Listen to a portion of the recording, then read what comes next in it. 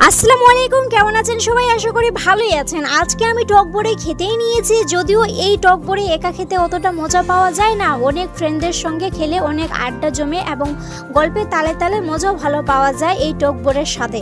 তবে যাই হোক, এই বড়ির কিছু উপকারিতার সম্পর্ক আমরা জানিনি। এই বড়ির মধ্যে রয়েছে ভিটামিন এ, বি কমপ্লেক্স, রক্তচাপ ও ডায়াবেটিস রোগীদের জন্য এই বড়ি অত্যন্ত উপকারী। রক্ত বিশুদ্ধ হয় এই বড়ি খেলে। তবে টক বড়ি অ্যাসিডিক হওয়ার কারণে এটি গ্যাস্ট্রিকের সমস্যা বাড়তে পারে। এই বড়ির মধ্যে রয়েছে ফাইবার, যা হজম শক্তিতে উন্নত করতে সাহায্য করে। তো যাই হোক, এই বড়ি কিন্তু একা একা খেলে এতটা মজা পাওয়া যায় না, ফ্রেন্ডদের সঙ্গে অনেক মজাই হতো।